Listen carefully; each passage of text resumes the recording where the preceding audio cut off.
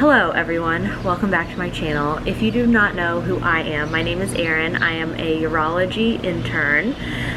It is a beautiful day. I am sitting outside and I'm going to talk about step one. And I had an old YouTube channel that is now gone, but on that YouTube channel I kind of chronicled my journey through taking step one because I was filming in live time while I was taking step one. And a lot of you, when I started this new channel, were requesting those step one videos. So I don't have those videos, but I decided I would make a video kind of about my process for studying for step one, some tips I have, and then I'll tell you guys what I ended up getting. So I hope you enjoy this video. If you do, please don't forget to subscribe, and let's jump in. So in general, what I would try to get through in a day is 2 blocks of 40 UWorld questions and some sketchy and then some pathoma. Those were the 3 things I used to study mainly. In terms of UWorld questions, I do 2 blocks of 40. In the beginning, I would try to focus on certain like subjects. So I do like immunology, like cardiology, like I'd try to break it up. And then I found that that wasn't really working for me so much on the UWorld side. I was getting like hyper-focused on one thing and I just felt like I wasn't spreading out my learning enough. And then, you know, I do all my cardiology in the beginning and then not have any exposure to it at the end, and it just like, that wasn't working well for me. So what I ended up doing was just random. I clicked every box on the UWorld thing. I did 40 questions, totally random, which ended up working out really well. In the beginning, I also tried to do testing mode, which is where you go through and do all the questions and then read all the answers.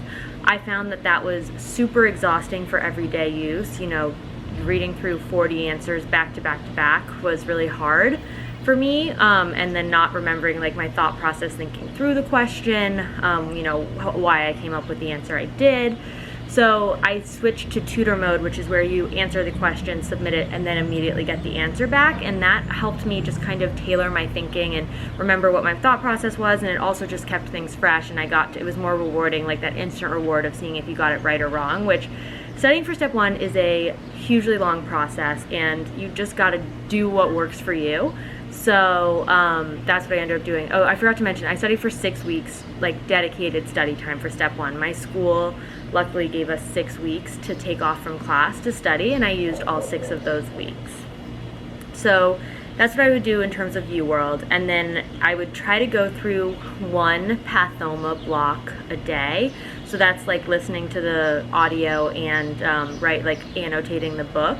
Pathoma, I would say, was the single most helpful thing I used for step one. It is so well laid out. The information is relevant but doesn't go too into the nitty-gritty. It actually tells you things you need to know.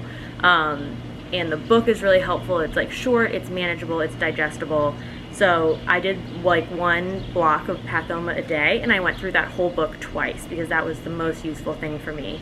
And then in my breaks, or when I was feeling like a little worn out from doing UWorld and a little worn out from doing pathoma, I do sketchy, which there was way less sketchy back then than there is now, but also sketchy. I still think through these sketchy scenarios and videos. That was also so helpful.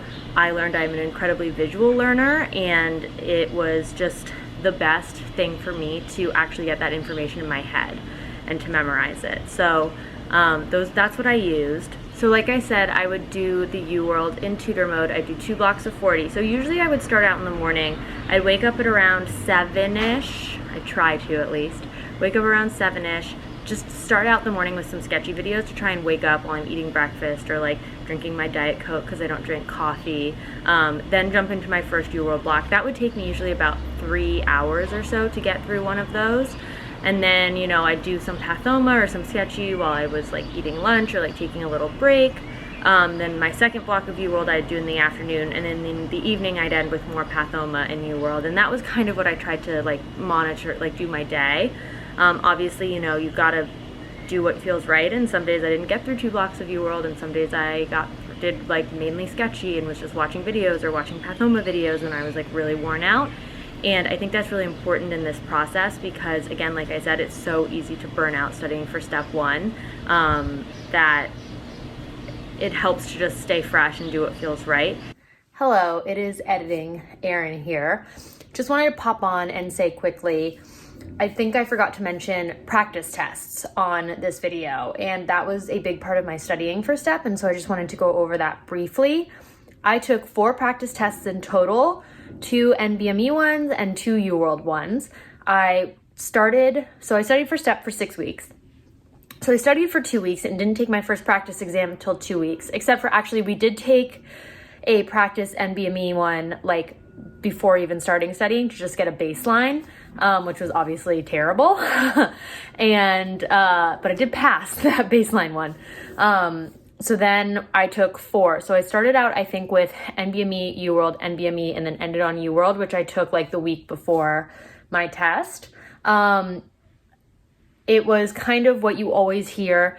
NBME trended, I actually scored higher than what I was scoring on my NBME practice tests.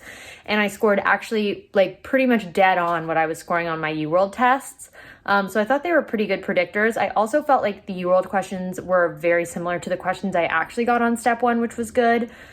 I did take 1 UWorld test in tutor mode just because I was so worn out and I couldn't take it in like test mode, but the rest I really did try to take in test mode and simulate like an actual test day, which definitely told me that I needed to have a good night's sleep the night before because it was exhausting. But yeah, I just wanted to pop on here and say that because that was an important part and helped me gauge where my score was and gauge what I needed to work on. Although NBME was very frustrating because they don't give you the answers. They just kind of tell you your score, but you can't go over which questions you got wrong or the answers, which was frustrating. So I actually felt UWorld helped me even better kind of gauge what I needed to work on because I could see which ones I got wrong and see the answers to the ones I got wrong. Okay, back to the rest of the video. The other thing that I thought was really helpful for me, this is kind of jumping ahead, but I scheduled a trip right after, like I would leave the day after I took step 1. And I scheduled it with my boyfriend, so I was like, I can't move step 1 because I don't want to move this trip. And as I got towards like the end, like 1 to 2 weeks left, it was so tempting to cancel the trip and move step 1, but I was like, no, I just have to take this, and I'm so glad I did. I don't think any more studying would have helped me at all. And then I got a nice trip at the end, so that was great. So I'm gonna jump to some like tips and tricks that I learned along the way. The first one I kind of already touched on, but it's don't study by system when you're doing UWorld. Again, I tried to do that. It's better to just reinforce these topics as you're going, and you obviously have to study by system for Sketchy and Pathoma, but I think it's okay to be doing these UWorld blocks random throughout the entire time. The other thing that I've talked about in other videos, but I think is like the best thing that I discovered on UWorld is every time there was a UWorld, I do UWorld on my computer, and every time there was a UWorld question where the answer included a table or a drawing or something that I felt like I needed to reinforce, I would take a picture of it on my phone, and that served for me like my flashcards, because I didn't do Anki, I didn't really use flashcards. I would just scroll through my phone if I had like a free break or if I was like doing something else, or I don't know, just like if I had something like sitting at a doctor's appointment or something, I would just look through my tables and just get that information in short bursts that were really easy to memorize in that format, and that I could just reinforce and reinforce and reinforce, which was it was very, very helpful for me. And then the other thing I would do as I was going through UWorld, if there was something that I felt like I needed to remember, I would write it down on a piece of paper, which I've also talked about, but I don't type it out, I don't do Anki, I would physically write it down on a piece of paper, and this was only high yield stuff that I struggled with. I wouldn't write down the stuff that I already knew, I wouldn't like take notes on the whole answer, it was only like the high yield like information that I just forgot or couldn't get down in my head, and I'd write it down, and then again I'd bring these like pieces of free leaf blank paper with me and just like bring them places and read them. What I've subsequently done is do it in a legal notepad, which is a lot easier to like keep together. But yeah, that's how I would kind of get information in my head. I've always been someone who writes down stuff, and I didn't change that for step 1. The next thing is I started out with using first aid because that's kind of what everyone uses to study for step 1, but it did not work for me. I don't absorb information, like I mentioned, just by reading it. I'm way more of a visual interactive learner, so Sketchy and Pathoma helped me way more than UWorld was. UWorld was kind of like I would read it and it'd go in one ear, out the other, and I know everyone uses it, but it didn't work for me, and I didn't feel pressure like I had to use it, which I felt like benefited me because I didn't waste time on doing something that didn't work for me just because everyone else was doing it. And then in terms of just general kind of studying technique, I think it's really important to be comfortable. I studied in my apartment the entire time. I did not feel like I needed to go to the library because I wasn't comfortable there. I needed to be around, like if I needed a cup of tea, it was very easy for me to get that. It was easy for me to go to the bathroom. I could just leave my stuff out. Didn't have to carry it with me every day. So I studied in my apartment. I tried to work out every day. That was like a good break for me because it does get super repetitive. It's like, imagine it's kind of like what people feel working from home these days, but back then it wasn't as common. And so you're sitting in your wherever for 6 weeks studying, kind of very isolating. And so you have to do things that keep you sane. So I'd work out every day. I lived with a roommate. We'd like chat in the evenings. We'd compare study schedules. That was also really helpful. I'm not a group studier, but I would talk to my friends like all the time and sometimes just study next to them, but we wouldn't really like study in groups, but that was really useful to stay motivated. And then, you know, I'm not one of those people who have to get dressed up to study. I would study in pajamas. It wasn't tempting to get back in bed because I was so stressed about studying for the exam. But I truly believe that you have to like be really comfortable when you're studying, because otherwise you're just going to be focusing on how uncomfortable you are instead of the actual subject that you're supposed to be learning. Yeah, so that was kind of my general outline of what I did and some tips that really helped me. I ended up getting a 248, which is, you know, I was pretty pleased with that score. And I really felt like I got into a groove near the end of studying, even though I did feel like I still needed to move my test. So that's my other biggest piece of advice. Don't move your test, just take it. You're more prepared than you think you are. And after I took it, I felt like I failed, because I think that's what happens with every standardized exam. You focus on the questions that you thought about a lot that you're not 100% sure you got right.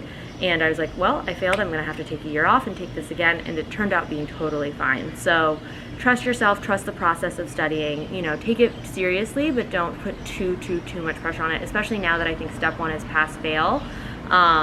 You know, you still want to do well just for the sake of learning this material for future use, but you know, don't let it ruin your life. I hope you enjoyed this video. If you did, please don't forget to subscribe. Please ask any questions down below. I can make more in-depth ones. I don't really know what you guys want, so just let me know. And I'll see you next time. Bye.